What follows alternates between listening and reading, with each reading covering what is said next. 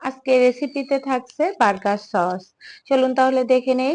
প্রথমে 1 টিস্পুন সাদা সরিষা, 1 টেবিল স্পুনের একটু কম রসুন কুচি, স্বাদ অনুযায়ী লবণ, 1 টেবিল স্পুন চিনি এবং 1 টিস্পুন গোলমরিচের গুঁড়া। এটা সাদা কিংবা কালো আপনারা নিতে পারেন, যেটা যার কাছে অ্যাভেলেবল থাকবে।